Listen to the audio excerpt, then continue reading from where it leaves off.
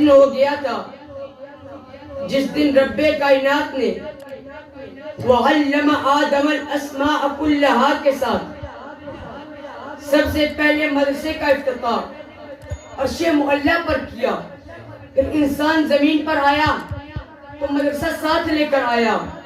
وقت گزرتا گیا، درس و مدرسہ قائم رہا، حتیٰ کہ وادی مکہ میں قصر نبوت کی تکمیل کا وقت آ گیا. مدرسہ عروج پر پہنچ گیا. کائنات کے سردار کو سب سے پہلا سبق غار ہرا میں پڑھایا گیا. آپ باہر تشریف لائے تو انما بعثت معلما کا اعلان عام فرما دیا گیا.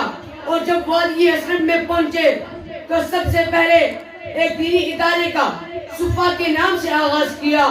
صحابہ کا وہ مبارک دور آ گیا جسے مدارس کا سنہری دور کہا جاتا ہے.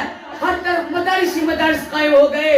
کئی جامعہ عبداللہ بن مسعود، کئی جامعہ عبداللہ بن عباس، کئی جامعہ عبی بن کعب، کئی جامعہ زید بن ثابت، کئی جامعہ ارشد البنات والبنات، اور کئی وہ جامعہ عبداللہ بن عمر جس کا سلیبس اور نصاب ہی یہی تھا. جمیع العلم فی القرآن لیکن تقاصر عنہ اصحاب الرجال. سامعین ذی وقار، تاریخ کے سنہری اور شاعر ہیں.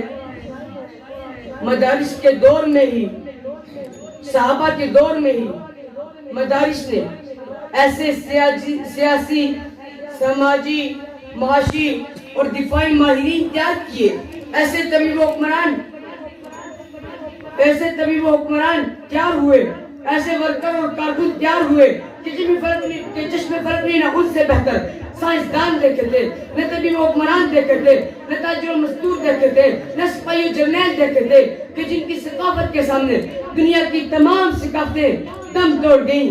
یہی مدارس کے علماء اور فضلاء ہی تھے جو عہد کے میدان میں اترے تو اپنی انفرادیت دکھائی، جب تاریخ کا رخ کیا تو اپنی پھٹی ثابت کی، سیاست کے میدان میں گئے تو اپنی امتیازت کے جھنڈے گاڑ دیے، دفاع قوم و وطن کی باری آئی تو قوم کا سر فخر سے بلند کر دیا، سائنس اور ٹیکنالوجی کے میدان میں گئے تو ایجادات کے ڈھیر لگا دیے، میڈیکل کے شعبوں میں قدم رکھا تو صدیوں سے لاعلاج مریض قابل علاج قرار پائے. سامعین ذی شان، میں ان مدارس کی بات کر رہا ہوں جو نہ صرف دین اسلام کے محافظ بنے بلکہ ملک و قوم کے لیے بھی اپنی جانیں نثار کر دیں.